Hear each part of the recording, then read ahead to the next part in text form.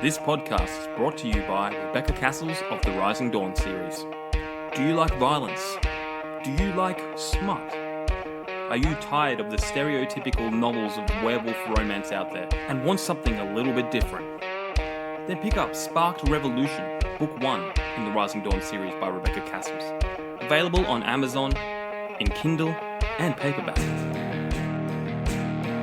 You too can become a sponsor by heading on over to patreon.com/stories, the true and the fictional.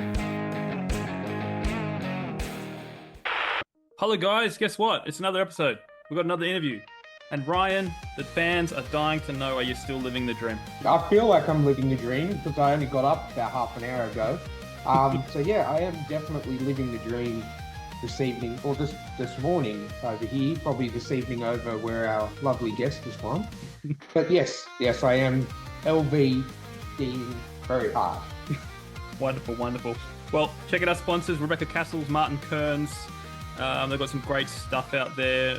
Rebecca Cassells is actually writing a book that Chris suggested. Like in a one-off comment, he'd made a joke on the podcast. You should write a book about this. And Rebecca Cassells is like, I've done a 20-chapter outline, so that's in the works. The things that happen on the podcast. Guys, we've got a Patreon. Go head over there, $5 a month. If you're American, that'll be $2.50 a month because our dollar is weak. But yeah, head over there and give us some support, give us some love. And right now, we're going to bring in our guest, M.A. Wall. How are we? I'm great. How are y'all doing today? You know, just starting out for you, right? Yeah. Very good. It's mid-morning right now. Very cool. Yeah, I'm done with my work day, and that honestly is the best part of my day when I get to just close out the email. Yeah. And if anybody else wants anything, there's other people you can ask. I can just go do other stuff. So are you still living the dream of working from home since COVID hit? I've been living the dream of working from home for about a decade now. Oh, wow. Yeah. So in my day job, I am the vice president of a geochemical analysis sales office here in Texas. And I started out as a geochemist with them and a project manager. And then they decided to have me start managing people, which honestly, very questionable decision on their part. But the science is solid. So I'm pretty happy with it. It is interesting because you always think, oh, I'd love to work from home. And then you finally start to do it. And I honestly feel like I work more than I ever have because I don't have the commute. I don't have the excuses of leaving for a lunch break. Yeah, I remember when COVID hit, I was working because my background is customer service. So I've been a manager, I've been, second in charge, and I work better as a worker bee, as I like to call them, like just smashing through the calls, smashing through the emails, everything. But yeah, when COVID hit, it was the first time I had to work from home, and I'm like, this is going to be awesome. I can get out of bed 5 minutes before I start work, and I can, when I log off, there's no commute because I used to have a 45-minute commute, which is not very long, but still, I only worked technically 15 minutes from home. So it was just mostly sitting in traffic. But you are right, you do more work. I put myself in the office because I refused to sit in front of the TV while I worked because I'd get distracted. And I found that if I was up early, I was like, I'll just jump on half an hour early, check the emails and get ahead of the day. And as we all know, that doesn't happen. And then there's not so much pressure as, when you finish at 5. Oh, look, 10 more minutes. And look, I'm saving the time in the commute. And the employer ends up getting more time out of you for less money. And you know what I mean? Exactly. And then not paying for a company overhead because we ended up going completely work from home. So they didn't have the building anymore. So they're saving on rent. It's just ridiculous. But they're also saving on all of the extra like insurances for having workers and all of it. Exactly. They don't have the risk factors of you guys driving around. One of the downsides of working from home is definitely like thinking about how much money you're saving other people and just like, but over here, like I have to sit in this house. I need detergent. Like, let's do something about this. And when I guess, a lot of companies after sort of COVID died down, they're like, well, we've got the technology in place. We may as well just keep people working from home because it's saving us a lot of money, and we can just hide it by saying we're doing it for your safety. Yeah. So I wasn't very. I think I worked from home for about 2.5 years, and I was like, nah, I'm over that. I need to get back into the office. You need to have a little bit of that work and like home life separation, or else when those borders start to bleed together, it is very tough. And I recently moved, I had my office out in kind of like more of a community space. And then I recently moved it into one of our spare bedrooms, because I need to be able to feel like I've shut that door and I'm done. Like I'm not going to be back, and there's no reason to go back. So it's been very nice. It's been very helpful. But yeah, we operate on such a small overhead that whenever I bring up the idea of like opening up a business separately from our homes, my bosses just laugh at me. And my bosses are Egyptian, so they laugh in Arabic, whatever that means. It's very nice. Well, I live in a place called Maryland now, so I'm very familiar with the Arabic language at the moment. We have it. I've gone from living in a predominantly Indian, was it? Aussie and Indian Aussie/Indian area to a place called Maryland, which is predominantly Middle Eastern and Asian. And I'm telling you, I love it here more. I was going to say much. Yes. I always yeah. found it to be like super awesome whenever I go to Middle Eastern countries and everyone says, "Aren't you afraid?" I'm like, "No, they're great. Everyone's exactly. so friggin' nice. Like there's never any problems." So and the fact that I can go on DoorDash and have 7 to 10 different kebab shops within a 5-kilometer radius, and it is the best food you have ever had. It is the best. Like it's coming from its source. Like it's nice. It feels like it's pure. Like they're just, it's so much better than being out west, if that makes sense. But it does. But yeah. Yeah. I think I'm in week 4 of our new place, and I absolutely love it here. So happy days. But anyway, happy days. It's not the COVID/work from home/ where Ryan's living podcast. We like to start off the podcast by just a simple question before we do our icebreakers. Who is M.A. Wall? Well, hello, my name is M.A. Wall, and I'm a science fiction author. I also, as I've already said, work as a geochemist/vice president. And I have a pretty complex history in my pocket, or pockets, depending on how much you quantify for everything there. And let's see, I've been in the military. I served in the U.S. Army for 8 years as a civil affairs specialist. I competed in Taekwondo in the Junior Olympics when I was a little kid. I was 13, 14 years old. I've lived through a lot of different things and lived all over this country, and I've served in other countries as well. I don't really have a favorite country. A lot of people have asked me what's my favorite country, and honestly, it just depends on what kind of food I'm craving. And that's almost always going to be the correct answer for me. And also, if you haven't had just like pure Lebanese food, oh goodness gracious, go for it. So very good. And yeah, I started writing when I was a kid, and I've been writing my entire life. But my dad very wisely told me, hey, did you want to starve to death, or did you want to do well and then write? He had a point. So I've been sitting on the series that I'm kind of talking about today for about 10 years, because I wrote it slowly. Actually, I wrote it all very quickly, but I am just a very detailed editor. I have a very in-depth process, and before I release things out into the public, they have to be perfect or I will have problems. I'm not really so worried about when people are reading it, but like there's one typo in my second book right now. I just found it. It's emotional instead of emotional. I'm having nightmares about it. I have to like get that fixed. Or create a new word. Just create a new word. I know, right? To the skin. Yeah, I know, right? If only it was the first book that it happened in, then we're like, well, that's just what we're doing now. Is the protagonist you can say whoever's got that book has now got a collector's edition. They Because do. it's And that's what I've told exactly. people. I'm like, see, hang on to that. Bring it. I will put a little mark through it and put my initials next to it. And if that's ever worth anything, first of all, I'm sorry. And also, you're welcome. Well, I'm just going to say it right now. Emotional means when the mailman gets very upset.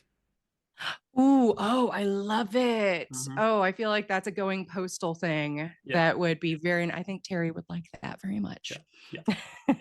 Now you just have to change the entire character within the book to It's fix true. the spelling And mistake. yeah, absolutely. And the entire setting and pretty much Yeah. the entire plot, Yeah. unfortunately. There's no postman in mind. Damn, I missed a really good opportunity. Worth it. Well, that's okay. It's the title of your next book. So the books that are available right now, I've got books 1 and 2 of a 4-part series out. Mhm. And again, they're all written. I'm just going slowly, so my publicist will not yell at me. It's funny how you pay somebody to yell at you after a while. What is that? But the first book is called Strength to Bind, and the second one is Entangled Binds. The third book coming out will be Bound to Glory, and the fourth one will be Broken Bonds. I understand now in hindsight that that has kind of like a BDSM vibe. All right. That was not my intention at all. I was thinking about quantum entanglement. And I let my nerd get away from me without keeping her in check with my real world brain. And so I do apologize to anybody that reads my books under the wrong impression about what it's about. Hopefully, it will be so good that you won't mind the lack of bondage. There you go. Hey, well, we watched Godzilla back in 2016, and it had 12 minutes of Godzilla. We're waiting there for Godzilla the entire movie, so Totally forgot Oh my about that. I God, must have Jamie. blocked it out. Every time you talk about Godzilla, you mentioned the first movie having 12 minutes, even though all the other movies have plenty of Godzilla. but it was the You have first to movie. build the story, man. You got to build the story, the origin story. How would you like to see a movie where it's, because Batman's your favorite, where it's just Bruce Wayne and he's just being Bruce Wayne, and then 5 minutes at the end he puts the cowl on? Well, welcome to Smallville, mate, because we had 10 seasons of that show, and the last minute and a half, Tom Welling got to wear the Superman suit.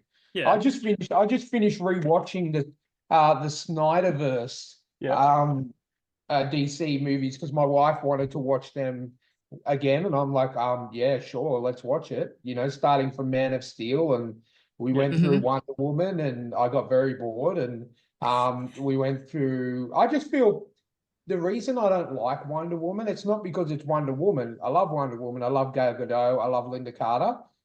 It's just two types of movies I don't really like: period pieces and war movies, and that is both.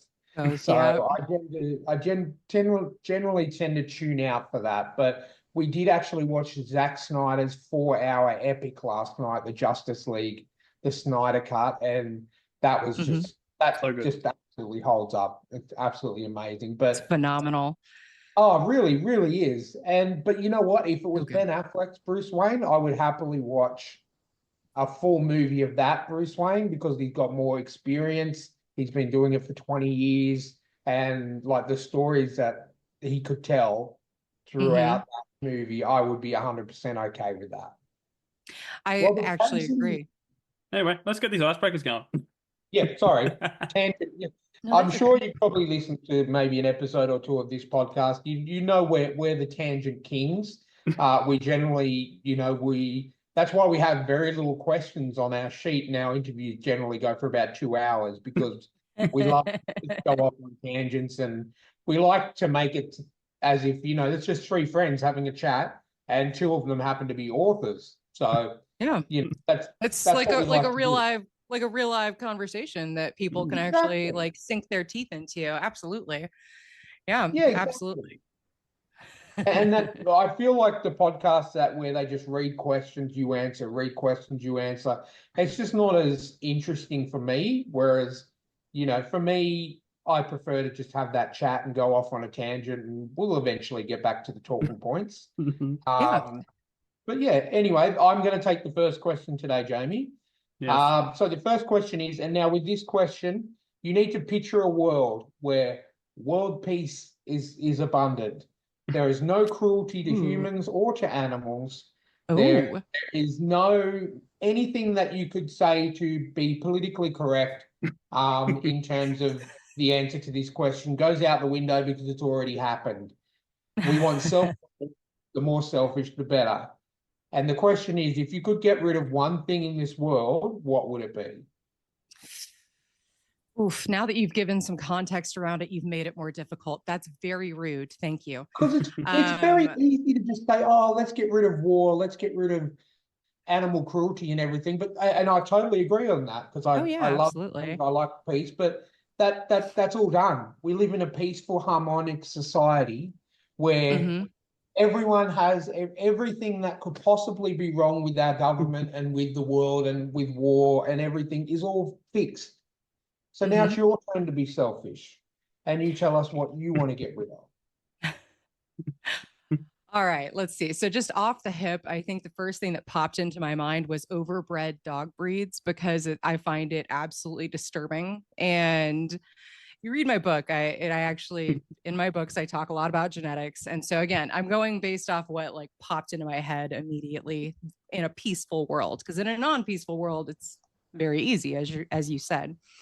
Um, but also like I'd get rid of the Chow Chow as a breed altogether. I don't understand why that was ever something that was created, except for like, Chinese guardian creatures. That makes sense. Otherwise, why do we have these devil dogs rolling around as pets in the United States? That's incredibly scary to me. So I'm that's going my to have to selfish. terminate this interview right now because You love Chow this is a Chow? first for me. I'm actually offended by your answer.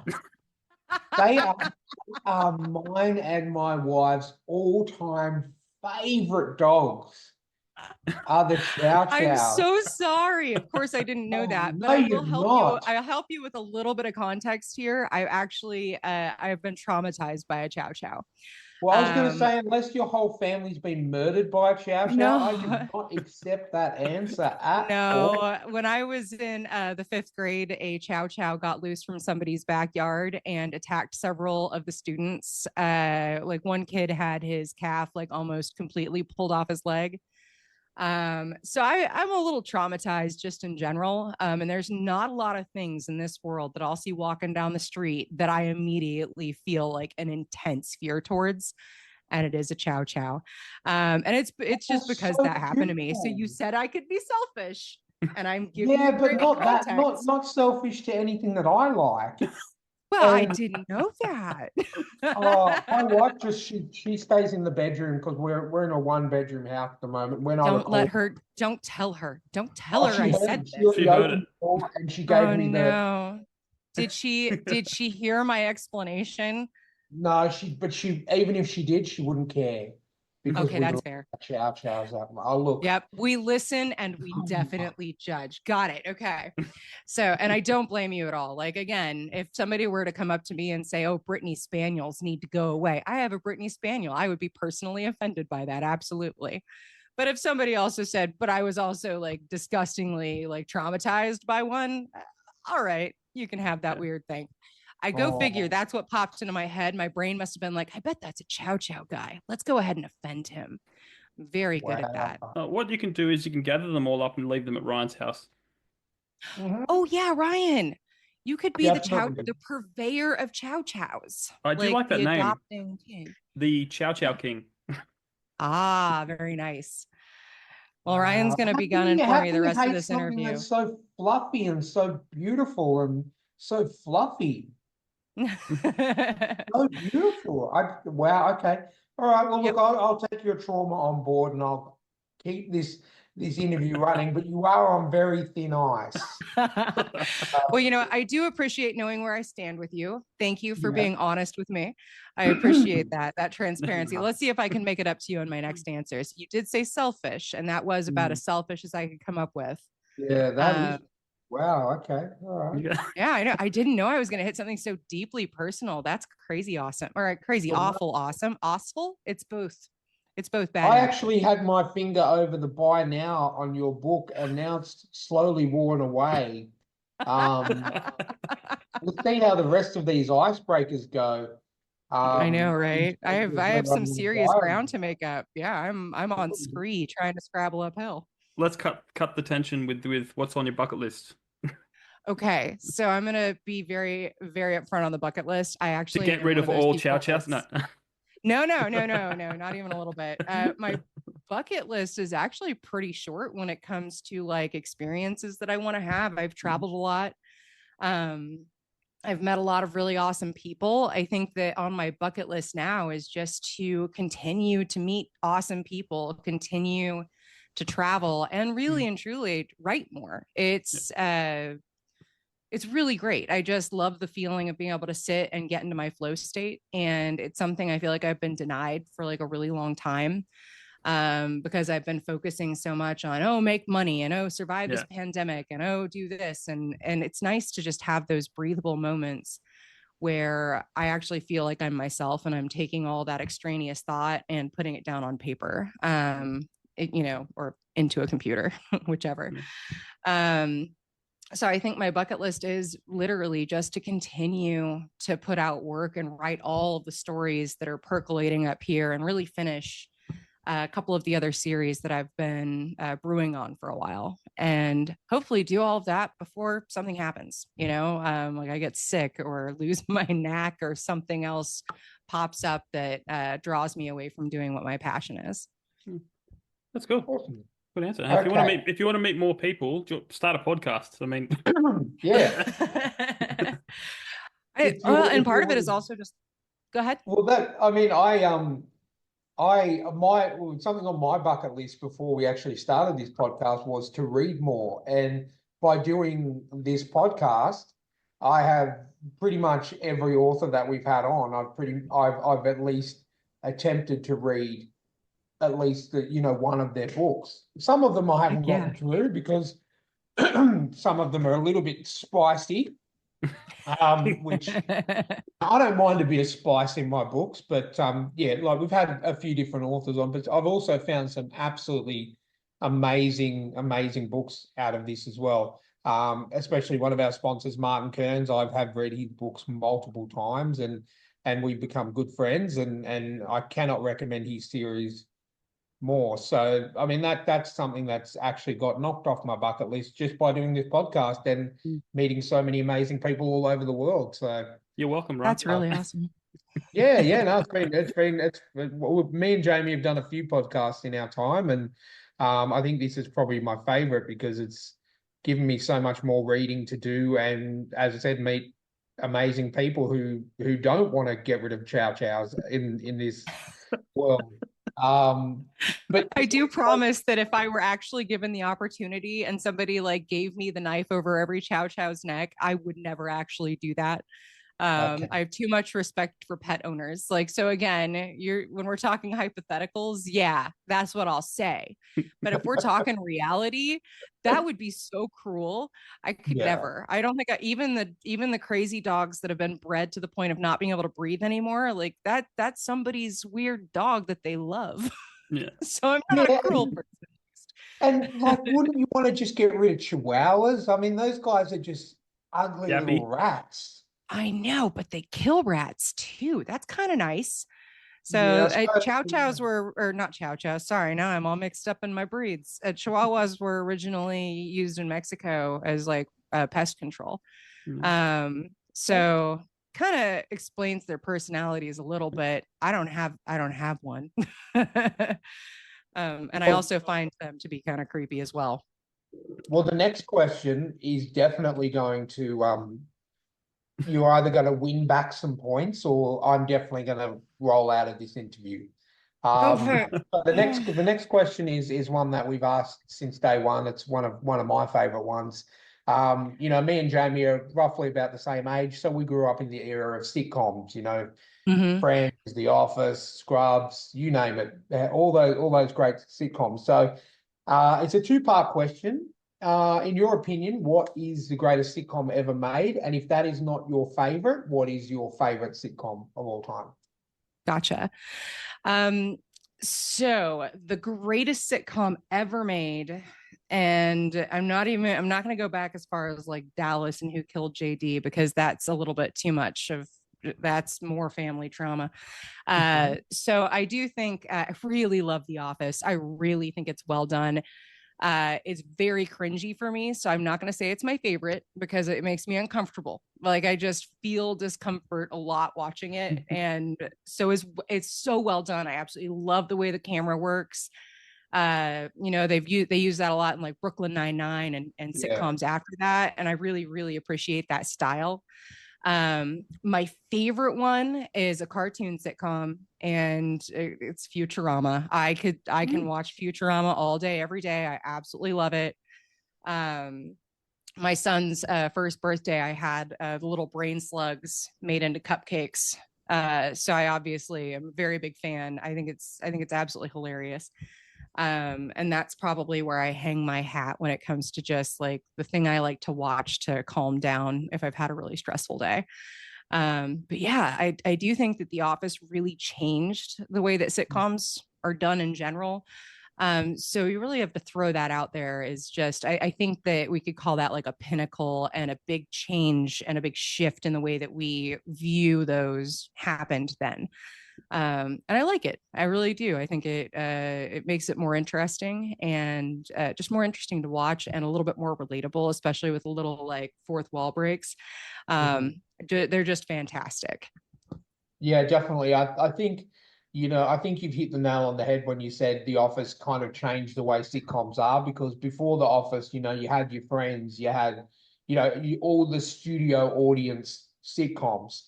Even going as far back as like I Love Lucy and everything, which is well for all of our times.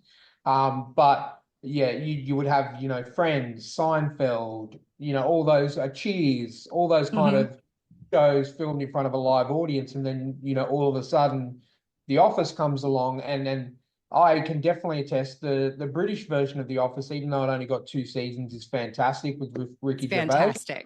It's really, really good. And then obviously I prefer a lot of comedies and sitcoms. I actually prefer the British version, but in this instance, I do prefer the US version because Steve Carell, Jim, oh my God, I'm having John Krasinski. John Krasinski, Ryan Wilson, and yeah, that cast is just absolutely amazing. It is one of my all-time favorite go-tos. I've watched it all 10 seasons multiple times. I think is really good. And Futurama is another good one where it's Futurama you can put on any episode and you don't have to know years and years of backstory.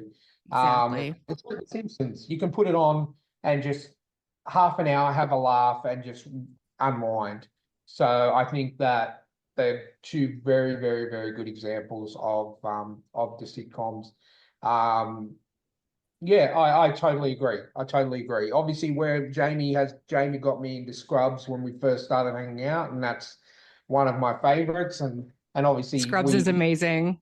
100%. Absolutely love it. Yeah. Yeah, it was tough for me not to say Scrubs. As soon as you mentioned it, I wanted to say something about it, but it really didn't give that change to the way that things were done. But oh man, I love Scrubs. I even like the musical one.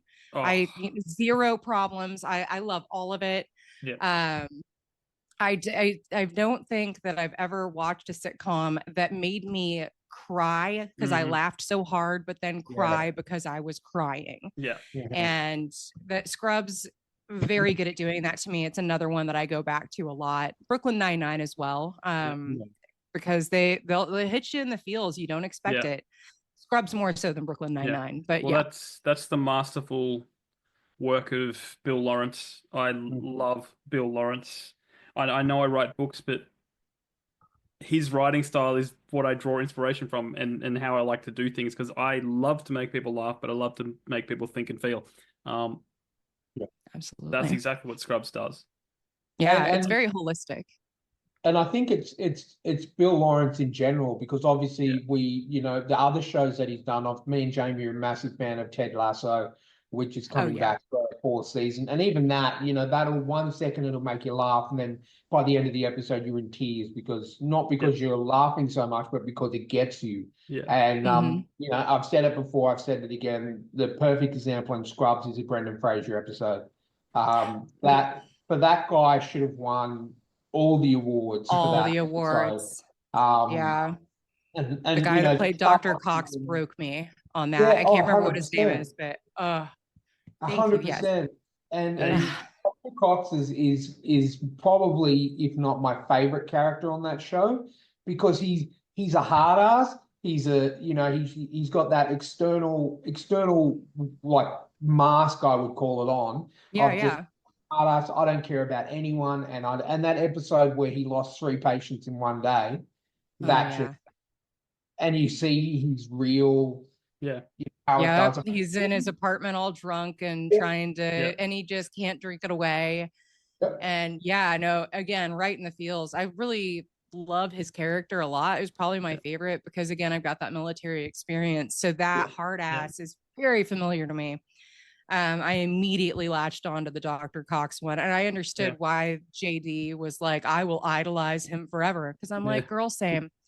And also I do like to call her girl same just because Dr. Cox does, and I honor and respect that. So but yeah, I definitely agree. I think that some of the acting in that, the nurse, Carla, the character that plays Carla, is absolutely fabulous. And I thought whenever she went through kind of like the what's it called, whenever we get depressed after having a baby, the baby blues, if you will, it felt so raw and real. And I'm like, aren't I supposed to be laughing right now? What the hell is going on, Scrubs?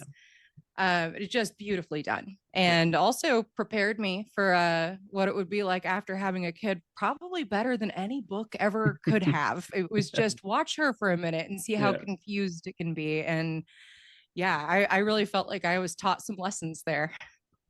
Oh, definitely. It is probably it's definitely now that, because before I met Jamie, I'd just seen an episode here and there, but once Jamie's like, no, you need to watch all of it, except for med school, which we don't talk about. And then I actually sat down and watched. I still haven't officially finished it, but it is my go-to. I think I'm up to season 6 or season 7. But it is just Bill Lawrence, his writing, his way that it just grabs you emotionally and out of nowhere, like I said, you're laughing and then all of a sudden, bang, they Pile just drives, lesson about yourself too. I think is absolutely phenomenal, and it's so well written to the point where I will now watch, and I do watch anything that Bill Lawrence's name is attached to.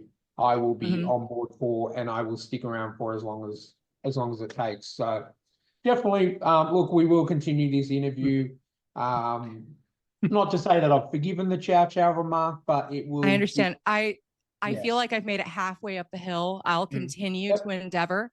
I understand that there might be some scree. Like I don't know how familiar you are with geology, but scree is when it's just a lot of crap that you can't really hang on to. So you're just kind of struggling against a sand dune. I get it, but I've also done this before, so I can get there. You can definitely get there, and I do believe in you. Yeah. Thank you. Thank you. I don't deserve that vote of confidence, but I do appreciate it. Thank you. All right. All hail Bill Lawrence. Next question. Yes. What is your zombie apocalypse plan? Okay. I'm glad you didn't give me any added context for this one, because I have so many plans, guys. Most of them, I'm not even going to joke around, like from A to Z, have Molotov cocktails somewhere involved. And I actually got the Survivor's Guide to the Zombie Apocalypse 10, 15 years ago at a gift exchange. And I was like, what the hell is this? I don't need this. This is silly. I read that thing cover to cover and was absolutely thrilled by all of it. Have determined exactly what I'm going to chop my hair off and I'll shave it too. To me, I want to do that eventually. I don't really have the face for it. So a zombie apocalypse is the perfect excuse to just, we're done. And I mean, come on, I'm a woman, so I've got to think about some of those things. But that is my biggest plan, is to light everything on fire and try to get the hell out of there. I live near the Gulf, and I'm hoping that we have to figure out what kind of zombies we have, right? Yeah. Is it the Left 4 Dead ones? Is it like, and I think we had this on another episode. We've decided that it's all of them. It's all of them? Well, yeah. Didn't you once say, Ryan, like it was levels, like a video game? It's like you get the Walking Dead ones, and then they progressively evolve into the crazy ones. So it gets the harder. 28 days ones that are faster. I'm kind of over The Walking Dead and The Walking Dead zombies. So I'm just going to say it's the 28 days later Right. zombies. Throwing themselves at you. Yeah. We will run really fast and we will, jump through walls and buildings and everything like that to get you. We will not stop, so you cannot stop either. Okay. Yep. That sounds about right. So I have kids. I'd be strapping a child to my back and grabbing some axes that we have, because you don't have to reload an axe, right? Yeah, exactly. We do, That's a good plan. I know everybody in the US has, rifles and guns and things of that nature. And even I do. But the reality is I also had, tons of training in using them. Yeah. And I still understand that literally the best thing to have is like an actual hand-to-hand combat weapon, and to be better versed with that, because once you're relying on a projectile, things go too quick and your aim is not as good as you think it is. Yeah. So, and we don't live in the 90s, because I've been watching a lot of 90s action movies where they had I say to my wife Steph all the time, oh look, they've got the unlimited ammo cheat on. Because, I watched Demolition Man with Sylvester Stallone and Wesley Snipes the other day, and I actually sat there and counted Sylvester Stallone shooting. I'm like, the maximum this guy can get out of a little handgun or a Glock is 13 shots with 12 in the clip and 1 in the chamber. And that guy shot about 37 bullets out of that one gun without reloading. So he's got the unlimited ammo cheat on for sure. Yeah. You got to have like the screen fantasy thing going on there. And the other portion of it is the muzzle's going to heat up. Like you're going to end up having a warpage on the actual end of your weapon. So it's going to end up being anyways. So just talking about like the technical aspects of a weapon, I'm like, no, that doesn't make any sense. Grab yourself something that is long and sharp and try to keep it away from you and dead. So, and it makes more sense because you've got guns that go bang, and then you're going to just draw attention to yourself, Exactly. You got a machete or an axe, you can chop a zombie's head off, and none of the other zombies are necessarily going to hear you unless you scream kamikaze like and go, all in. But I personally like the idea of a really big machete, because you can just go around sneak attack. Last of Us, just go around and kill from behind, and then take the zombies out only as you need, and then just avoid for the rest of the time, rather than shooting a big ass gun and attracting every living thing to you. I think that the perfect weapon for a zombie apocalypse is actually found in Robert Jordan's Wheel of Time. And I don't know if you've read those books. I'm not going to recommend them. They're a long read, and honestly, for me, too much detail. But when I was a kid, I was reading one of the characters, Matt Cawthon, has an Ashurandai, I think, and it's a long spear with basically a machete on the end. Oh, cool. Yeah. And to me, I was like, that's the perfect tool for decapitation of zombies from a distance. That Japanese sword, Naga something, it's like a spear and they use the... Yeah. I don't That'd be another good one. Because I was, researching for my next book, like weaponry. And and that was one of them. It's like a Japanese weapon. It's like a spear, but it's got the long curved blade on the end, and women primarily use it. Oh yeah, just absolutely, and good reach, and it's basically just like a long reach scythe. I'm gonna take this down, mow some zombie crops, figure my life out. It's not edible, so we're gonna have to figure out what to do with all that, but still. But one of the things as a scientist, I definitely, whenever we start talking zombie apocalypse, I'm like, well. It's not really possible. Dead flesh can only be on a body for so long before it rots off completely. And a skeleton with no ligaments or muscle to move it is not going to move. Why haven't they done that? Like, why haven't they done like full skeleton zombies? Like, it just makes no, I would be fine. But then we're looking at, then we have to have necromancy, right? Like, because we definitely would have to like switch over from science fiction into that fantasy realm. Yeah. I mean, it makes sense like with Terminator, right? Because we have like this biological skeleton that is like nano powered or something. But I do think that if we're talking like actual zombies, like maybe it's just only the ligaments hang on. Yeah. I'm not sure. There's the tensile strength of bone to get around as well. Because theoretically, you could just wait it out. It'd only take like a few years or 10 years or something, and all the decay would have happened, and Yeah. And then maybe, yeah, definitely waiting that long period of time though for the decay, and then like the affiliated bacterial and viral diaspora to like get out of there. Um, but again, it's so tough when people are like, what about the zombie apocalypse? I'm like, how'd it start? Yeah. You got to know where the hell it came from. Was it a necromancer? We have somebody to hunt down and kill. Does anybody know voodoo? That's it. All right, take us home with the last one, Ryan. Okay, so the last one is another favorite of mine. So Bill and Ted have just appeared in front of you with their time machine telephone booth, and have gone, "Whoa, Rufus has sent us back in time, back to take you anywhere you want in time. What do you do? Where do you go?" All right, guys, I'm going 6,000 years into the future to see how close I am. All right. I got to see if I was anywhere close to my predictions for 6,000 years from now. And exactly like how far off base it was. I'm assuming that we have like life support inside of the time machine in the booth. It's one of those things that I'm works. Like, yeah, it's got to be, because they went back to like, Joan of Arc when they're, I'm pretty sure, wasn't that the plague was doing its thing at that point. So there's got to be some kind of, immunity that is endowed by the magic of the phone booth.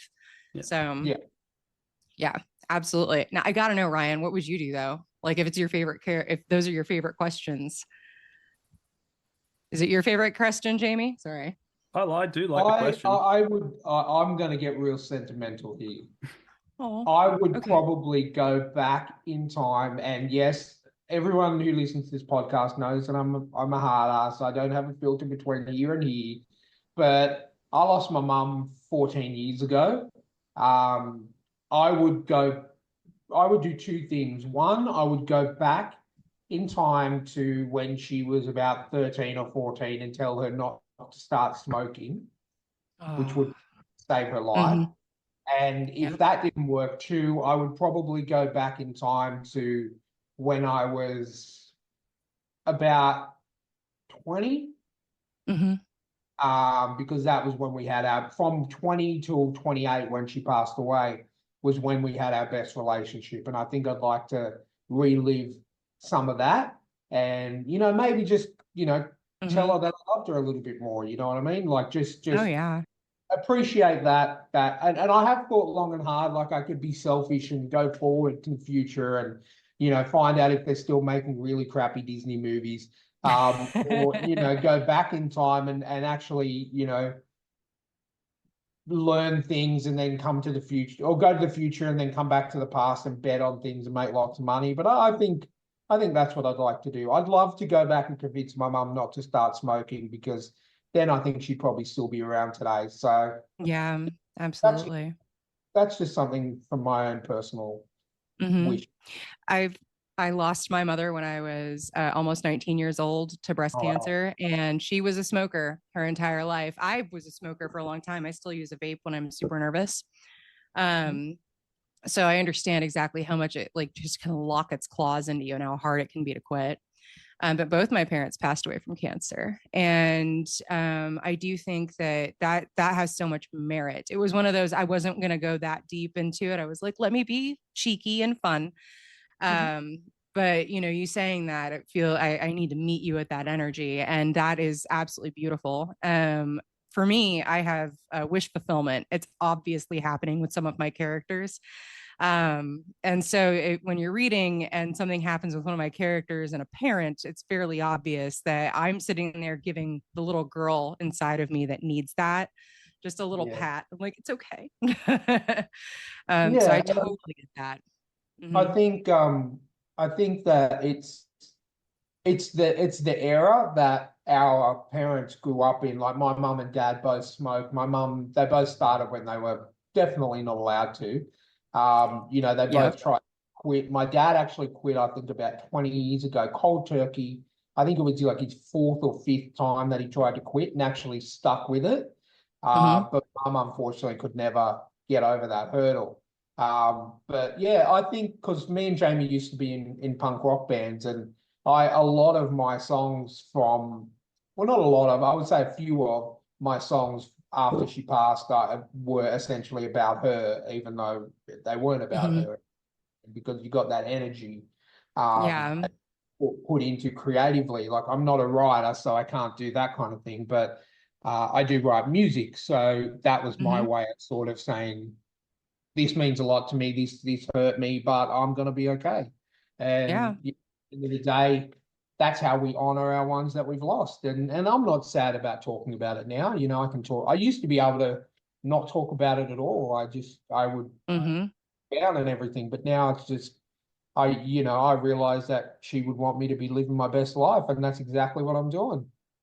Heck yeah, absolutely. I 100% agree with that. And yeah, my mother has been gone for about 20 years now, and it's the same. It definitely took me a long time to be able to just talk about her and the way, and I still definitely get misty over it. She was definitely my best friend. And then I got left behind with my hard ass dad. He was prior military and wanted to kind of treat me like a soldier. And I was like, that's bro, no. So you lose your best friend and then you've got one parent to lean on and they're freaking combusting. And it was a situation. And I'm sure it sounds like you've been through something fairly similar. And my dad also tried to quit smoking for a long time. I quit smoking cigarettes myself about 8 years ago. And whenever I feel like, okay, whenever I'm like, I need a cigarette, I'll go and I will pick up a vape. And they're so over flavored that I can't do too much.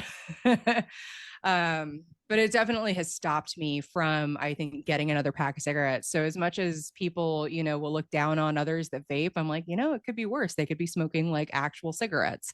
So we have to give other people grace and ourselves grace as we're kind of moving forward. And honor those memories as well, because if we don't honor them and we don't think about them, then we lose them. We lose little pieces of them that are really meaningful, like a smell or a sound or just kind of a twinkle in the eye of they're definitely messing with me. I miss my mom messing with me and being like, are you fucking with, she's fucking with me.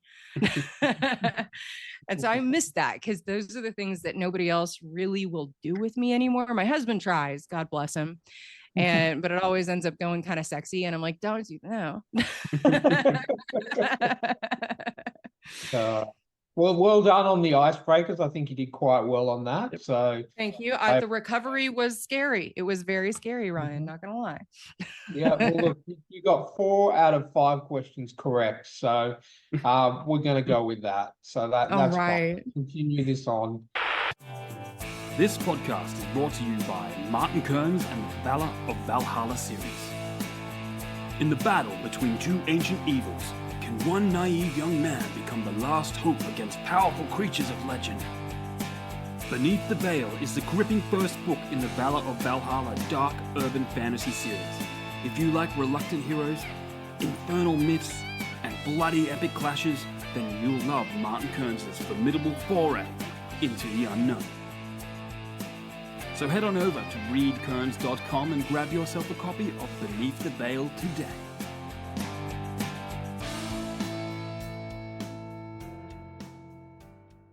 Now we can talk about the fun stuff, which is about your writing journey. So how did your writing, you basically touched on it a little bit when we did the Who is M.A. Wall, but how did your writing journey essentially begin? It began with a really crappy antique typewriter that my parents found at like a garage sale. And this is back, in the day, I'm dating myself for sure, but this is back when you could walk into an office supply store and they had every kind of typewriter ribbon, like up on this one wall. And so my parents went and got like the last dusty ones that were there that could actually fit this typewriter. And I started writing. At the time, I was in love with Robert Stack and the unsolved mysteries that he would talk about. Yeah. That was the voice that would lull me to sleep every night. And so, of course, I wrote a couple of articles about UFOs and missing people and Sasquatch and just random things that captured my interest. And then after that, I started writing letters to people and my parents would send them. And I actually was able to see a couple of those, like just not even 2 years ago. My auntie sent me one of the letters and was like, do you remember writing this? And I'm reading it and I'm like, wow, this is completely unhinged. And I would write little short stories to people about what I envisioned their day being like. And for whatever reason, I envisioned my Aunt Heidi chilling with walruses. She's a cardiac nurse. I don't know why the hell I thought that. And so from there, I started to, I think I was one of those like really hyperverbal kids. I read things. We were poor enough. We didn't really have cable. We didn't have a lot of television options. And my dad was like, we're watching football. Oh, okay. So I would read like the encyclopedia or whatever the hell I could get my hands on. And it started with Robert Heinlein. Definitely not the stuff you would probably give to like a 9 or 10-year-old. And then like Clan of the Cave Bear, you know, those types of classics. And then I was super into Star Trek: The Next Generation. Like my parents got me a VCR and I taped all of them after school. And I found a Trapper Keeper from when I was a kid, and it has a list of all the different episodes and like when they came on and what videotape I had saved them on. So I wrote stories based off of the Star Trek: The Next Generation as well. I wrote my own fanfic before I knew that fanfic was like a thing. And I have reread some of those stories. They are terrible, by the way, just awful. But my love for The Next Generation definitely shows. And I found Robert Jordan when I was about 14. And it was at about that point that I really liked it. I liked Tolkien. I liked Robert Jordan. I liked all of this added detail. And as I've gotten older, I'm like, you know, I can do this myself. I don't need all that detail. I can make it up in my own head. So I've lost patience for the things that used to keep me going. And so I'll go back and look at what I wrote as a 14 or 15-year-old. And you can see there's a lot of inspiration from, you know, a small group of kids for whatever weird, fantastical reason has to leave on horseback to go and fight some sort of mystical problem. And it was very, very, you know, what you would expect, I think, as a categorical fantasy writing. And it was about when I was 19, I really hit my stride and realized that I like science fiction, and I'll read just about anything. Even kind of like those smutty romance novels. If they're funny, I will read them.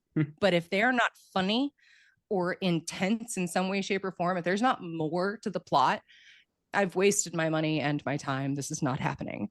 So I don't mind them. I'll ravenously read whatever is put in front of me most of the time.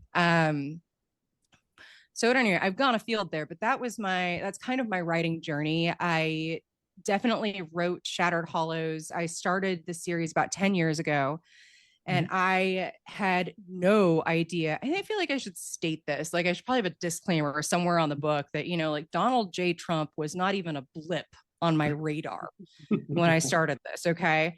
And so now I have a 4-book series that is about the rise of fascism and how people must overcome it and what it looks like. And it's a little too prescient for my own comfort at times. I'll go back and reread it and I'm like, people are going to be fucking mad at me. And they're going to think I wrote this about this guy. And not at all. It was the reason I picked the time that I did is just to kind of show that when you have a social construct of any kind, the moment it becomes unbalanced, it's highly unlikely that somebody isn't going to try to take advantage of that, you know? And so just about every form of government has dealt with this before, where, you know, even communist regimes, socialist regimes, places that we have a republic, other places that are true democracies have dealt with the rise of fascism. And it comes about for all sorts of different reasons. But most of it, I think, deep down inside is because when we are like socially unstable, we like deep down inside, people crave organization. And so that's where we get like this tipping of the table, and it's all based on fear. And as much as people are like, oh, I hate this thing, I'm like, pretty sure you mean you're afraid of it. So it's all this kind of fear-based motivation. Anyways, I can get really far afield when I'm talking. Feel free to always pull me back. You guys say you're the tangent kings. I might be the empress. We'll see. So that's where my writing journey has kind of led me to, is understanding that, you know, most science fiction is kind of like thinly veiled socio-economic commentary of some kind. And I didn't really mean for it to be that. It's just I started to write and that's what it became. And I'm definitely a grower when it comes to my writing. I don't know what the hell is going to happen. I do not always have an ending in mind. Sometimes I'll have a scene in mind that I really hope I can get in there. But otherwise, I get in there and I let the world tell me what it is and the characters tell me where they're going, which to me is thrilling, because then I don't have to have everything planned out, and I plan out literally everything else because I'm a scientist and a vice president and I cannot function otherwise. But it's not my favorite way to live. I'm an intuitive processor and I like to feel my way through things, because if it doesn't feel right, I need time to sit and like be with that. Yeah. That's very, I like the way that you're describing the world that you've built, and that's where we kind of want to go into now. So you've got, obviously the first two books are out. I've found them quite easily on Amazon. So tell us a little bit about the world that you created as part of this four book series. So we have humanity 6,000 years in the future recovering from a very long century-long period of warfare that I've dubbed the Shining Wars. And this is where we had alien invaders, if you will, coming into the solar system specifically to steal our resources from, you know, the Kuiper Belt, the Oort Belt, or the Oort Cloud, and also from Earth itself. So as we have people that are coming in, or aliens coming in and doing that, our ability to fight them was based very much so in science and our ability to genetically alter ourselves to keep up with the changing climate. So we have radiation belts that occur. And so we have, you know, the birth of these different technologies that it turns out we traded with aliens to get. Okay. And that's just the backdrop for where we're at. We have two major societies on the face of the earth. One is a technocracy or a technocracy. You know how weird it is when you never say it out loud and then you say it out loud. Anyways, so we have one that's more of a corporate entity, right? It's all of it's meritocracy. It's all, you know, very corporatized, but it's still a government. It still functions kind of as more of a socialist outfit. With a bunch of different councils and levels and layers. And so that's called SAB. It means Systems Analyst Bridge. And they train people to kill. And they do warfare and negotiations around the galaxy for aliens and humans alike. And then we have the other half of humanity that is represented by, I call it the tribes. And this is basically just everybody else. And so each tribe is given its own ability to govern itself, but all together they're represented by one large enclave of representatives. And so that's the setting that we've got, at least geopolitically, if you will. Most of SAB is located around the poles of the Earth. And since we have kind of runaway environmental problems with radiation belts, heat, and a surface reclamation project going on, most of the tribes live underground in very large cities that have been either built in layers, and one in particular that is built in a way that is fairly nerve-wracking. So that's, I think, the setting that I would most focus on, just talking about the basics of the book. There are definitely other characters or other entities at play, such as the nomads, and these are people that are unaltered and they're not genetically, you know, anything special that anybody knows about, but they keep moving. And then we also have juggernauts. And they've called themselves juggernauts, and they're basically mercenaries for hire that live on the surface of the earth, and they're not affiliated with anyone. So these could be people that have simply left because of abuse, or have been kicked out of their own societies because they failed prison, you know, because prison is something you have to pass now. So that's the basic. We also have a large portion of the Orion Spur has been settled at this point in time. And one of the things we find out about other aliens is they're actually not as hardy as humans. And that is Okay. mostly because of like their structure. And so we don't really get to meet a lot of aliens. They literally cannot live on Earth because oxygen is a poison. And they've nicknamed humans fire breathers because of that, because oxygen burns. So that's the setting, and the idea behind the plot is, again, it's about the rise of fascism, what it looks like, and the plot itself is very much so based on breeding programs. So we have your normal workaday humans. Everybody lives to about 200 to 250 years, and then we have our upgraded humans, and this is more of an elite servant, if I may, class. And so they are given genetic upgrades based on the needs of the corporation or on the needs of the tribe or on the needs of the government that's in power. And the more of these genetic upgrades that you get, the more indebted you are to these governments. And so our characters, the two that I've focused on is one from SAB, one from the tribes, and they are born into the breeding programs. They are born into this elite servitude, if you will. And they are also working for very different government layouts. And really, there's not a lot of reason for them to ever interact with each other. SAB and the tribes are very much so like, we're just going to avoid each other because if we have another civil war, it could wipe out literally all of humanity. So let's just be chill and not talk. And so we have these very, very different but very similar governments that are also just hands off, no touchy, we don't talk. So what are some of your inspirations? Because I'm getting a little bit of a cyberpunk vibe there. I'm getting a little bit of Stargate Atlantis, the Gen I living underground vibe. What where did you get your inspiration from? So the inspiration actually came. Sorry, this is actually funny to me. My friends can be jerks, okay? And Mine too, about mine too. 10, yeah, about 10 years ago, I went to a group of my friends and I said, "Hey guys, I'm looking for. I'm just looking for something different. I want to write something different, and if you guys could just send me some prompts, I will do my damnedest." So they picked 6,000 years in the future. And they know exactly how I feel about training scenes in text. All right. Works so beautifully for Rocky. It's so great to have like an awesome montage. Yeah. But put it in text and oh my friggin' frack. No, thank you. I don't like it's so boring. I don't see it being a thing.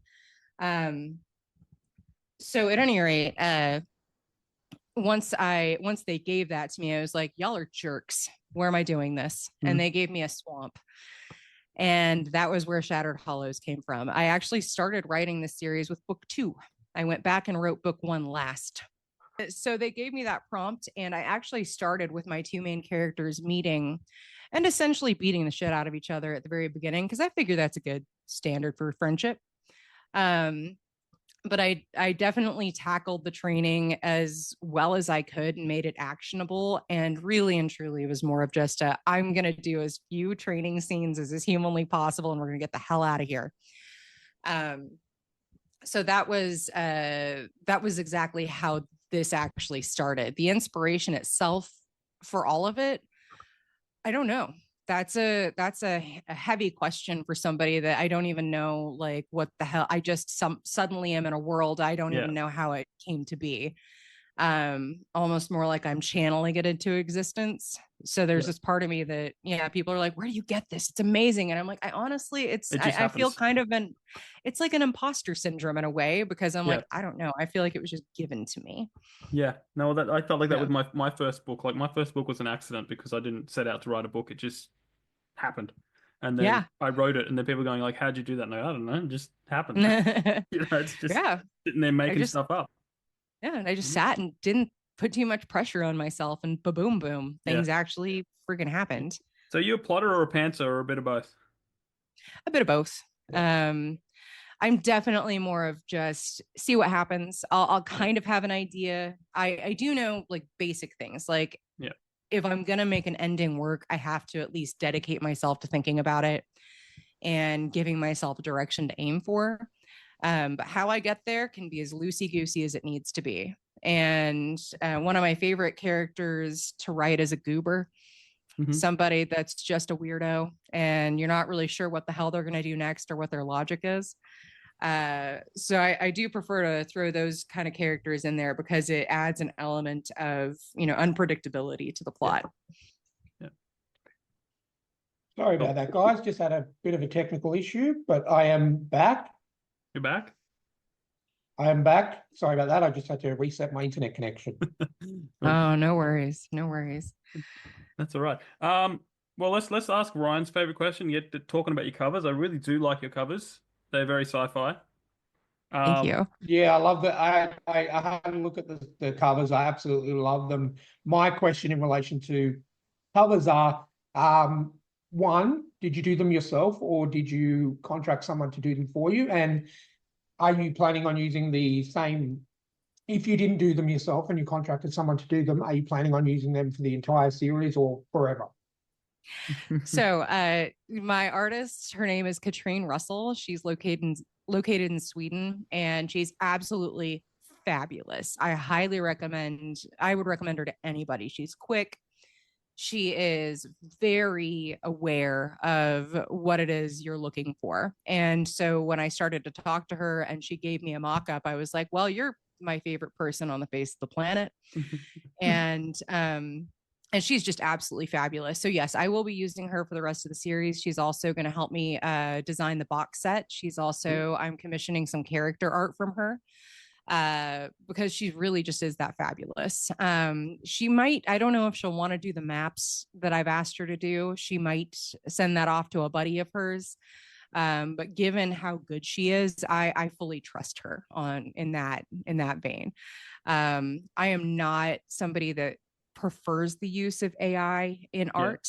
It is to me important that if I'm going to put something out there that is considered artistic, I should give artists an opportunity to be there with me. And I would much rather pull people along with me than, go it myself on everything. I think that anything that has good success involves a team and other people, and success is so much more fun when there's other people to celebrate it with you and enjoy it with you. So yeah, that's great that you've got someone you can rely on. Like, I've had a few artists. I've got someone doing a recover for my last book, but he's very, very slow. He's very good, but he's very, very slow. And now that I'm starting a series, I'm like, I think, I want someone quicker. Yeah, absolutely. Yeah. And if you would like, I would be very pleased to send Katrine's information to you guys. I mean, she's just fabulous, and you can check out her website. She's also well priced. And just a sweetheart, just a kind-hearted person. So, and those are the types of people I like to work with. The only other artist that's out there that I salivate at the thought of Ren Gill being like, I will write a song about your books. That would be amazing. I absolutely love Ren. He's so good. I love musical artists. I love people that can write something short and poignant. I am not one of those people. I will write 4 books to get my point across. Where somebody else can write 1 paragraph. I'm envious, of people that are capable of just writing a song and making it this evocative 2 to 3 minute journey, and you can experience all the same feelings as you would reading, several million words. Well, I feel the same way. We got a friend that's a filmmaker. He's an Australian filmmaker. He is absolutely brilliant. And I've always said, if my book becomes a movie, he's doing it. I told him that. I said, if this becomes a movie, I'm putting your name down, because he's just really good. He's old school practical effects. He did a shark movie that's about to hit theaters this year, over your way, I think. Very cool. Called Fear Below, and it's a 1940s shark movie, and he did it all with practical effects. There's no CGI. I love that. I saw a post of him the other day. He actually said he is one of the very few people that was able to shoot a movie that was predominantly underwater without actually putting his actors underwater. That's incredible. And from what I've seen from the stills and the actual, some of the footage of the movie, Jamie's actually seen the movie, but you can't tell. You can't tell that they're not underwater. Wow, Yeah. that's incredible. I actually, as soon as you said Fear Below, I think I actually saw the first advertisement I've The seen of trailer? that, or the trailer. Yeah, I think Yeah. I saw it today Yeah. on either Facebook or YouTube, Yeah. something. I can't remember exactly Yeah. where I saw it. Yeah. But it did strike my attention. And you're saying no CGI. I'm gonna go back and rewatch that now. Yeah. Um, He is brilliant. I first caught wind of him about 2016, I think it was. He did mhm, a bushranger film about Mhm. one of our infamous bushrangers, outlaws, called Ben Hall, and mhm, period piece.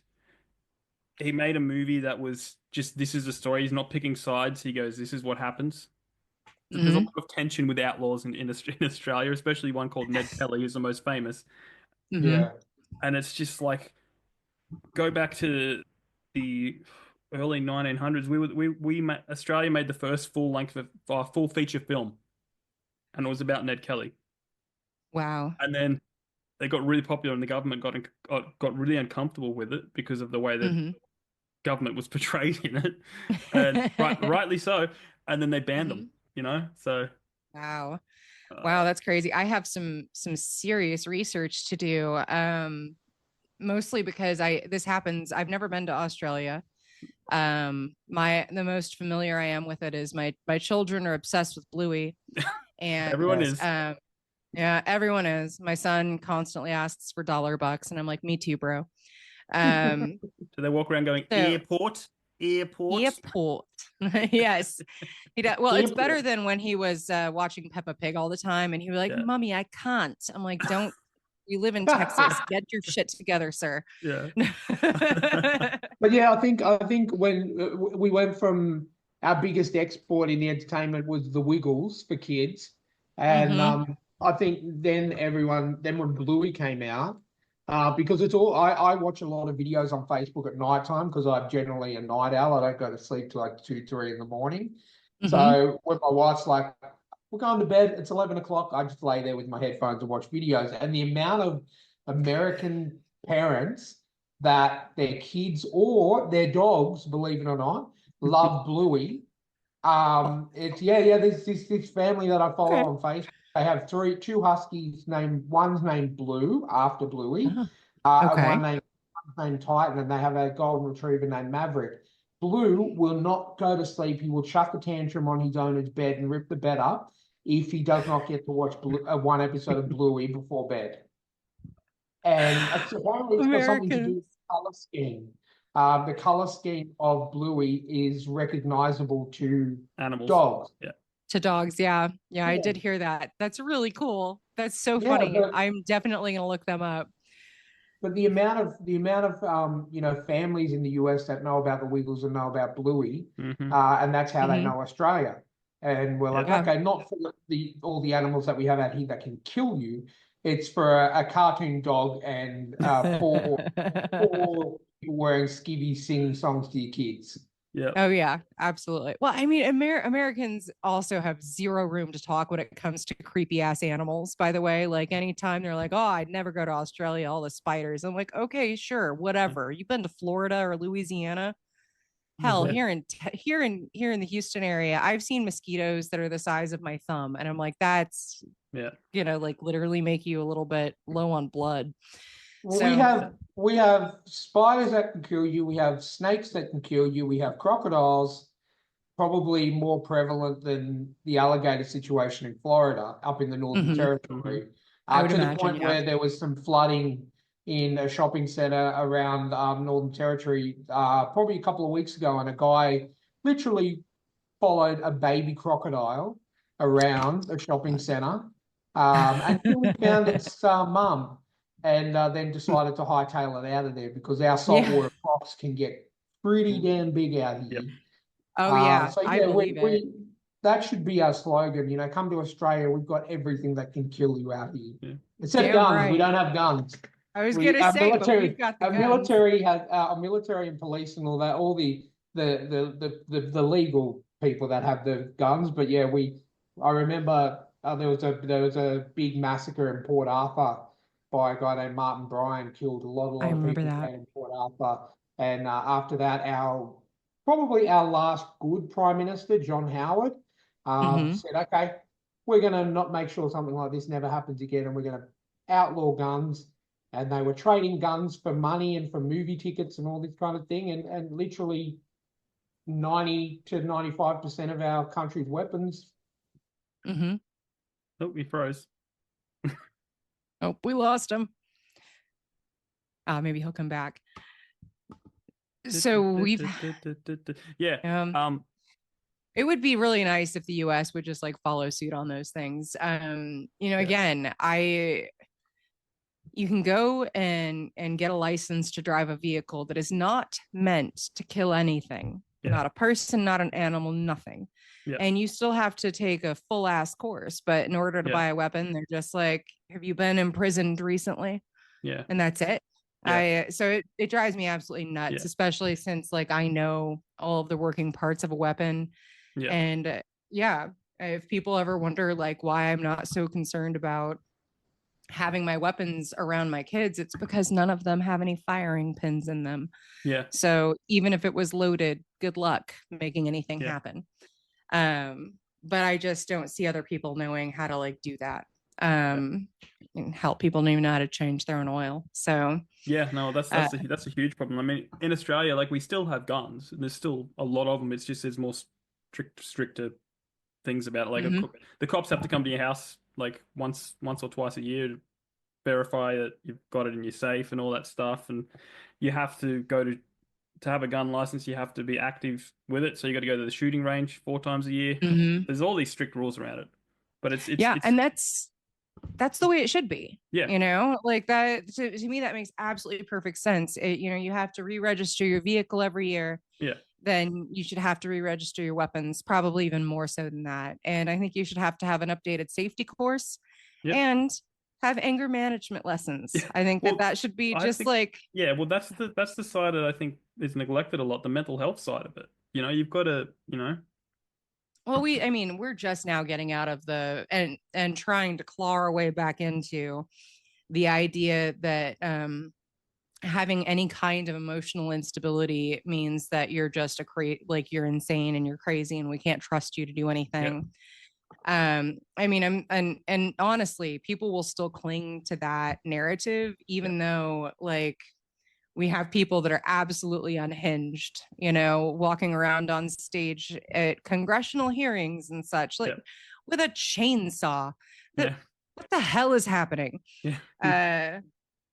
And this is why also, if you guys have not watched Idiocracy, you must. Oh, I've watched bits and pieces. That actually came up on an older episode, and I've seen bits and pieces of it. But I have to watch it because Terry Crews. It's. Well, yes. First of all, it's Terry Crews. I mean, and hold on, I'm trying to remember who. I have to look it up now. Who freaking wrote this? Because I know it's important. Here we go, and it's so good. Mike Judge, right? And one of the Coen brothers wrote Idiocracy, and this film is ridiculous. It's absolutely fabulous. But I will say, watching it now is a slight bit more depressing than the first time I watched it. 18 years ago, 20 years ago, when it first came out, and I was like, this would never happen. And I don't know if you know this about Idiocracy. This is a little piece that I'll give that I know about it. Crocs, right? Yeah, those became popular because of the movie Idiocracy. And when they chose that footwear, they chose it because only an idiot would choose these shoes. And now all of us are wearing them, and I'm like, the commentary. Oh, it hurts. It hurts. I have Crocs too, so I'm not going to sit and throw too much judgment, but it's hilarious. I highly recommend the film. And also, like, maybe, I don't know, I used to never say this, but maybe after Idiocracy, a palate cleanser of some kind, just because it hits some things a little too hard on the nose now that I never really anticipated. Well, I've always found with Crocs, the only acceptable people to wear them are children and really old people. I just think no one in between.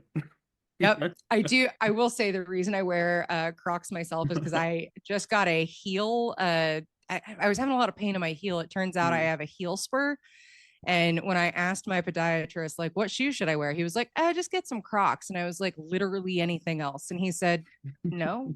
And okay. So I do have them. And unfortunately, I hate to report, it really does help my heel. Well, I hear they're super comfortable. They're super comfortable. Are. Do you ever put them in sports mode and find that you're walking a little bit faster? Honestly, yes. It's so much better to have them in sport mode because I feel a little less like they're about to fly off my foot. However, then I'm losing my opportunity to use them for what I assume was their original use as a chunkla. Have you guys heard of the term chunkla? Okay. Nope. All right. So Hispanic American culture. I have plenty of friends that are Mexican, and probably the first time I was ever assaulted by somebody that wasn't a family member, it was an abuela from one of my friends' families because I cursed, and she hit me in the face with her shoe. And that is the chancla. It's a flip flop. All right. Okay. The chancla is a flip flop. It is something that is used by both Hispanic mothers, Middle Eastern mothers, and honestly myself now. And some of these women, they can throw that thing with fine precision. I mean, I would hire, like, as a bodyguard, a woman with a flip flop might actually be a really good hire, is all I'm saying. Especially if you curse in front of her and piss her off. We call them thongs. Yes, correct. We call them flip flops because of the awesome noises that they make when you're walking. So, and because thong is something different in America as well. So it's a certain type of underwear. There was a brilliant comedian over here. I think it was Carl Barron, Ryan, and he was talking about the difference between thongs and Australian thongs. And he's like walking down the beach, and this guy's like, "Oh, look, you see that girl? See down the pants? You can see thongs." And I'm like, "How loose are her pants?" Yeah, I love Carl Barron. That's excellent. Do you know Carl Barron? Yeah, absolutely. Yeah, absolutely. I love comedians, and so I've watched him. I've watched I know that there's another gal I've been watching recently, and she's quite hilarious. I believe she's British. And I can send you guys her link later. Yeah. Absolutely fantastic. She talks about bleached buttholes, and it made me, I scream laughed at her. It was so funny. Yeah, I really love Jim Gaffigan as well. If you guys ever watch him, he is brilliant. He's so funny.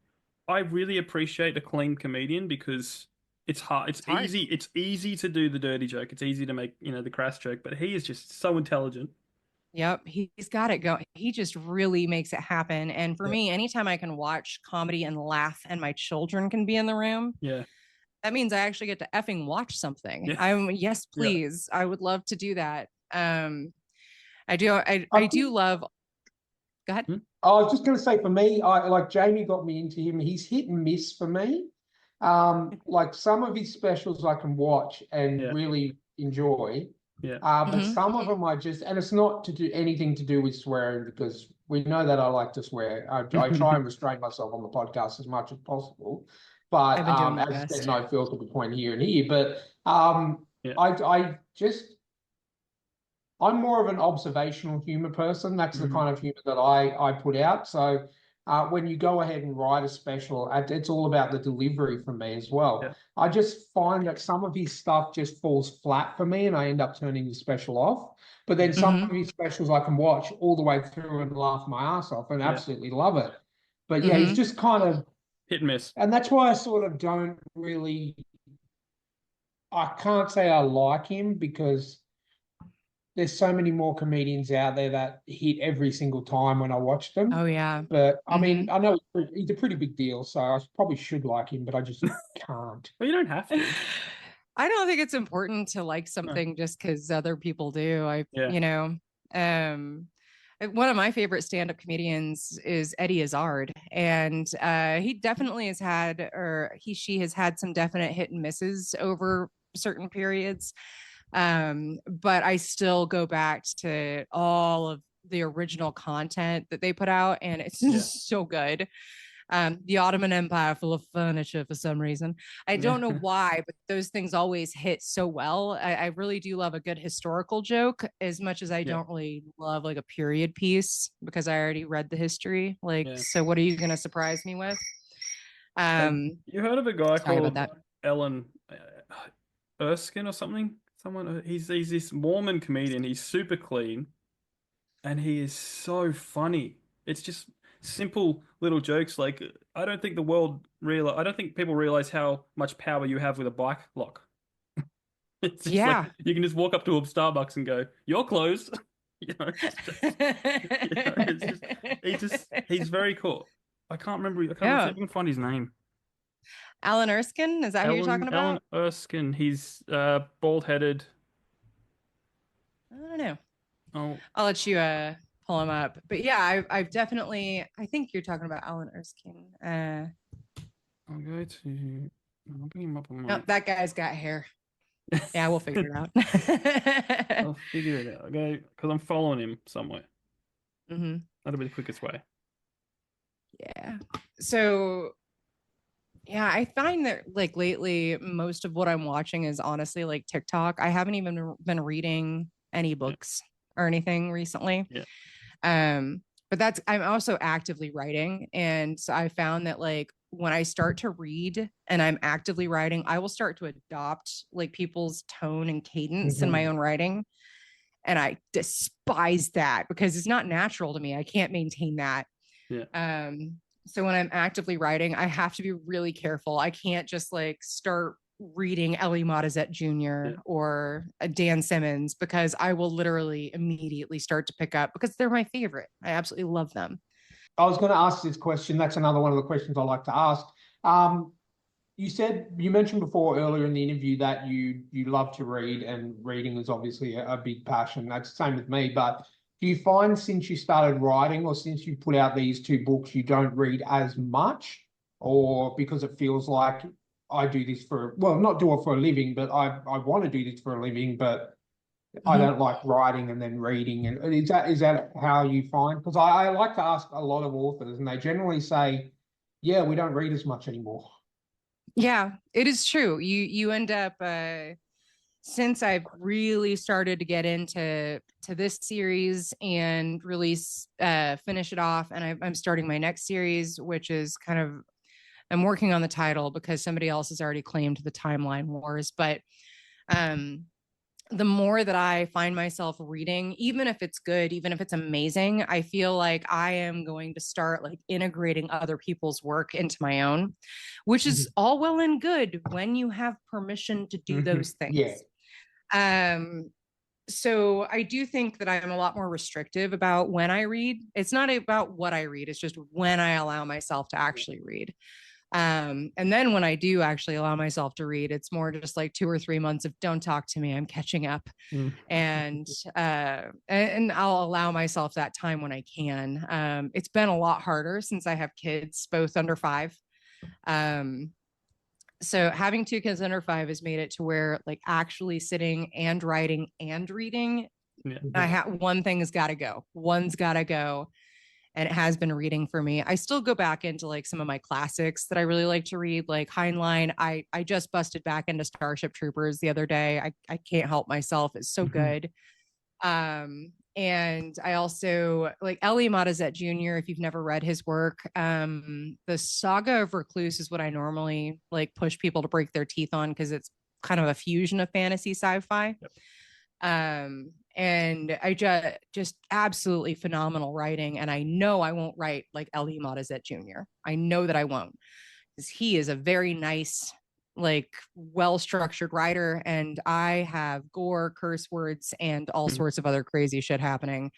So I feel like he's a bit more respectful about his writing, and I'm a bit more cavalier and a little bit more bloodthirsty in most ways, in all honesty. Just quickly, that comedian is Kellen Erskine. Kellen Erskine. Kellen Erskine. Got it. K-E-L-L-E-N-A-R-S. Kin. E-R-S Kin. Got it. Good, clean, fun. I love it. Yes, please. And if you have any more of those, you just send them my direction. That's one of the reasons I like Jim Gaffigan is I can have it on in the background and my kids aren't going to just like turn around and start being like, fuck. Which I already have my own self to deal with in that way. So I'm like, let's not add any more exposure because again, I was raised in the military, was in the military, got out of the military and then married back into it like a fool. And seems like discipline is something in your household. One of the weird part about it is that being in the military, it's very difficult to get thoughts out without a curse word bookending each sentence. And it's proven to be a really great thing in a lot of situations, but then I'll find myself in like a room with a bunch of Armani suits and Depends. And I don't know what you call adult diapers there. Here they're called Depends. Depends, yeah, okay. But I'll find myself in a room with like these rich ass dudes and I'll drop an F-bomb mostly just to see what they'll do.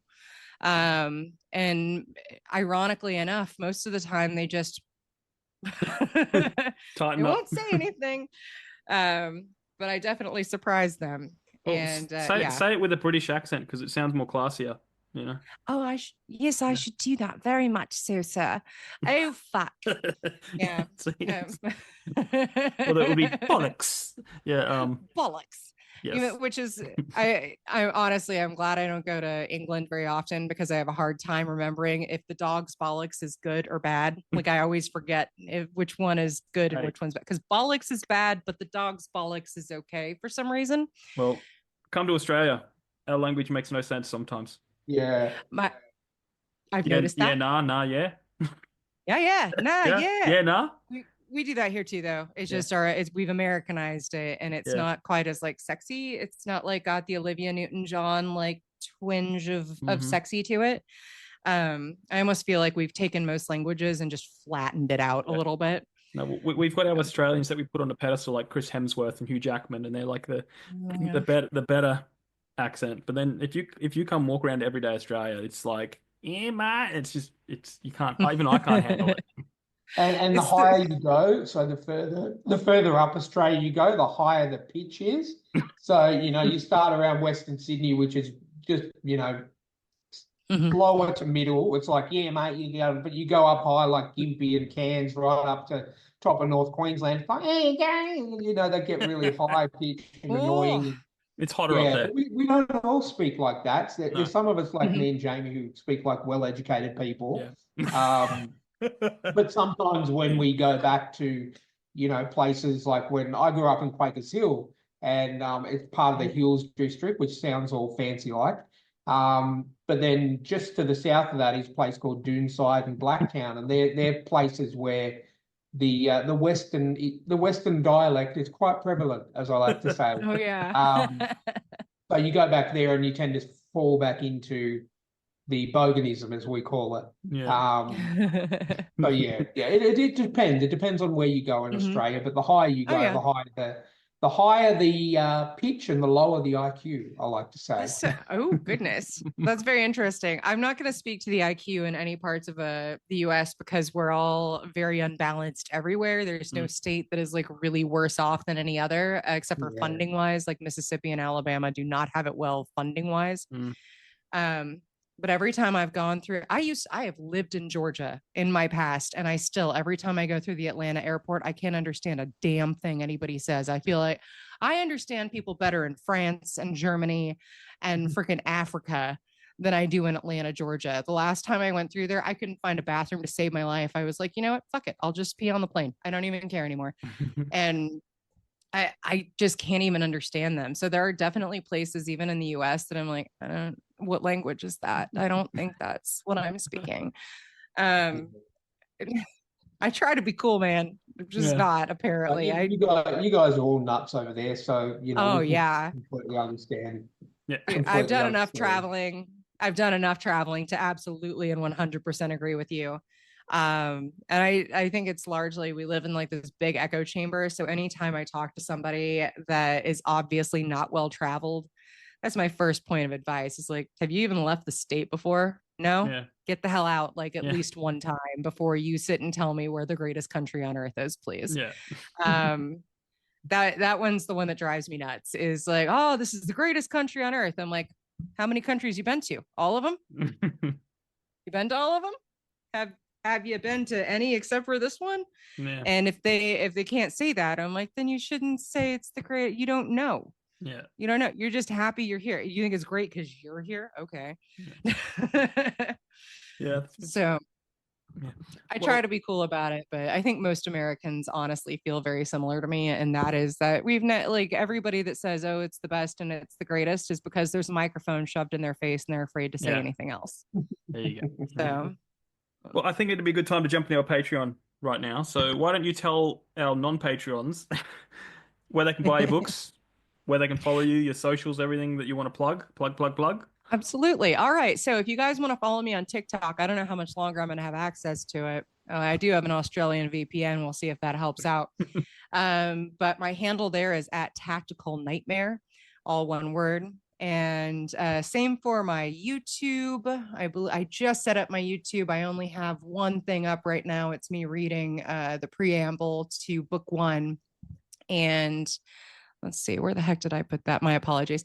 So you can find me on YouTube at Shattered Hallows. I also have a website, shatteredhallows.com. If you don't want to order books through Amazon because you're doing some kind of a boycott or protest, please go ahead and reach out to me separately. My books are available signed at $12.99 US. And if you are looking for an e-published version or a Kindle version, those are available. I'm also going to be releasing this out to Barnes & Noble and a couple of other distributors over the next couple of months. So books 3 and 4 will both be out before September. There will be a box set with a 5th included book coming out in late October. So if you want to buy a box set for one of your family members for Christmas, I will have that polished and ready and perfect because I have to have perfection. Those will be ready to go towards the end of this year. If you guys like the way that I write, go ahead and hang tight because the next series coming up is about what happens when all of us get sucked into a black hole. Ooh. Excellent. Cliffhanger. We might expand on that more in the Patreon. But thanks for listening, guys. Check out thetrueandthefictional@gmail.com if you want to reach out. Check out our socials. Everything is down in the show notes, same as MA Walls. All of her stuff will be down in the show notes too. So thanks for listening, and let's get onto the Patreon. On we go. Hello. Well, I think we're on set to break the record of our longest episode. So that's you'll be crowned. You'll knock. Thank you. You'll knock out Amy Cormack. Yeah, those are the things that I'm kind of exploring, and to me, it's absolutely horrifying. I don't try to beat it to death. It is sci-fi. Yeah. There is romance in there. There is a spicy scene, Ryan. Okay, there's a spicy scene. I'd like to say thank you for pronouncing it correctly. Because the amount of Americans I've seen and we've interviewed that have said, if you could have anyone read your favorite book to you, who would it be? Picture to you. Like you are sitting on the floor in your favorite blankie and someone comes in with your favorite book. For Ryan, it would be Henry Cavill, sitting down in a chair. Okay, but Henry Cavill, that's glorious and gorgeous, but I actually think... So you're head of the education department for a day. What book do you put in the school curriculum? And you can't say your own. And on that note, you have officially beaten Amy Cormack by 25 minutes. I'm sorry, Amy. No. I'm sorry. Amy will reach out and come and want to try and defeat it somehow.